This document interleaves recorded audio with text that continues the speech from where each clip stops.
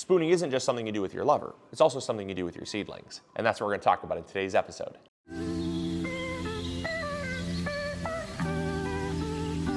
All right, so what we got going on here is we have a tray of lithops seedlings. Now, what is in this tray does not matter as much as the method that I'm gonna show you guys, because this method right here is just a really easy way to move seedlings that are planted in bulk into their own containers.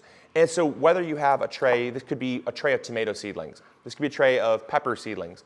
Basically, this is a tray of seedlings that are basically started in mass. And what you're gonna realize when you do this is that you are gonna have some loss. Not everything will happen exactly perfect because they're gonna be very crowded in here. You will have a few lost seedlings, but you're able to start 5 to 7 times as many seedlings in the same amount of space. So if you do wanna go through a little bit of effort, this method is absolutely viable. It is super awesome, and I've used it in the past with great success. It's just now that I have more room to start seedlings, I don't use this method as much. But I know that when I first got started gardening, I only had one little grow light, and there's only enough room for one tray. So rather than get more space magically, I simply started everything in one tray, and then I spooned them out. And that's what I'm gonna show you guys. So don't get hung up on the fact that I'm transplanting here a cactus. This can be applied to literally anything. And so what you need to do is you need to get your seed starting, or your seedling mix, your growing medium prepped, get your containers, some labels, and then your tray of seedlings. Side note, because we're transplanting some cacti, I'm gonna be making up this cactus mix here, and a lot of you want to know what is in a good cactus mix. I'll tell you, a good cactus mix should have about 1 part sand to about 1 part of potting mix. Now you can buy at the store a lot of these cactus succulent blend mixes, but I find, in my personal opinion, that they don't have nearly enough sand. There's not nearly enough drainage, and they hold on to a little bit too much water, and you end up with things like root rot or damping off. And so I find adding a little bit more sand, whether that be cheap playground sand or whether that be actual like desert specific sand, I don't really find a huge difference in the sand choice. But you do want to add a little more sand into your blend because they don't add as much sand because it's very dense, and a very dense bag is very expensive to produce and to ship. So it's not quite ideal. It's far more profitable for those companies to have a lot of peat moss and things like that, which are lightweight and saves on shipping and space, but doesn't make quite as good of a mix. All right, so we're ready to start spooning. And this could not be simpler. Now, as the name implies, you want to get yourself a spoon. And then what we're going to do, coming in close, we're basically going to scoop these seedlings out and then separate them. So again, this could be absolutely any seedling. It doesn't have to be a cacti seedling. And what we're going to do is we don't want to go right next to the plant. We want to damage as little roots as possible, but we are going to damage some from some surrounding plants. But we just want to pick a good cluster of plants. We want to scoop deep. And rather than scoop and pull, we're gonna kind of scoop and twist. Now, like I said, the benefit to doing this is that, yes, you are gonna be damaging some roots and you are gonna be potentially killing some seedlings. But as you saw from there, I maybe only scooped 4 square inches or so from this entire tray. And if this entire tray was filled with tomato seedlings, you could potentially have 300, 400, maybe even 500 tomato seedlings in this tray, in this single tray right here. And so while your seedlings won't last the longest in this tray, they're gonna eventually need to get some room to grow and breathe. It's a great way to start a ton of seedlings. And so if you're someone that is cramped on space, or if you're someone that needs to just grow a lot of plants in a small area, that's absolutely gonna be a great method for you.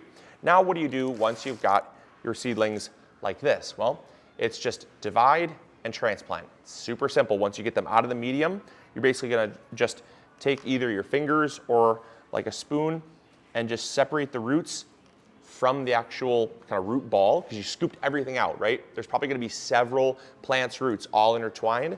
So what you wanna do is kind of just thread those apart, damage as few roots as possible, and then from there, transplant into their own containers. Get our little seedling here. Lithops have very small, very fine roots, so they'll be super delicate with these ones here. One down. is a whole lot different than transplanting from like a little plug or a seedling tray. You don't have to be quite as delicate as you think.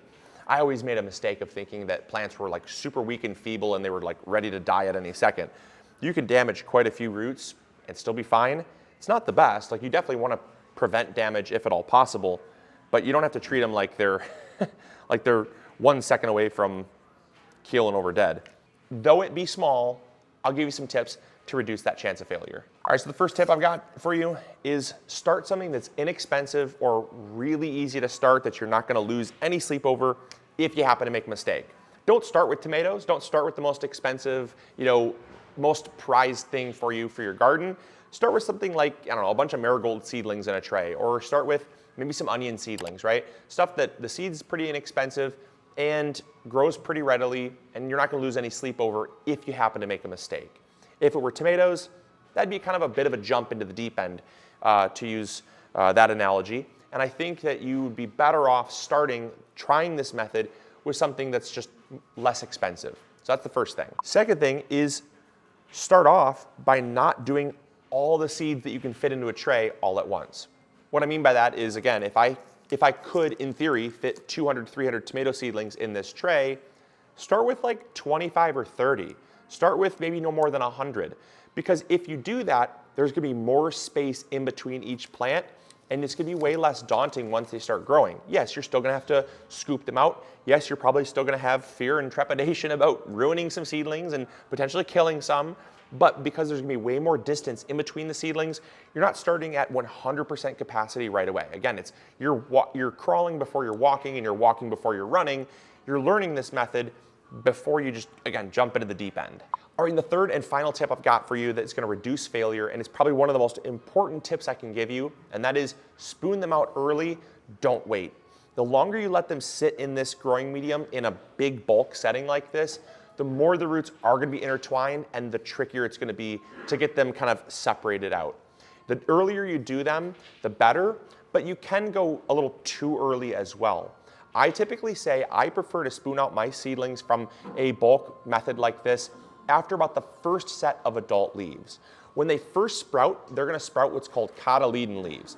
And cotyledon leaves are very weak and very feeble, and that plant is not really established yet. In fact, in a lot of cases, the roots haven't even formed fully yet. So all they've done is they've sent now one little taproot, and that one little taproot is enough to push the seedling up to get the seed coating kind of removed from the plant. That's the first stage. After that, that taproot is gonna form little offshoots. And those offshoots are the time when you actually start to get some leaf development. You might start to see some adult leaves forming. At that point, you almost have no chance of those roots being intertwined. But after the second set of adult leaves, those off roots are gonna form more off roots. And you're starting to see that web of roots building in the soil.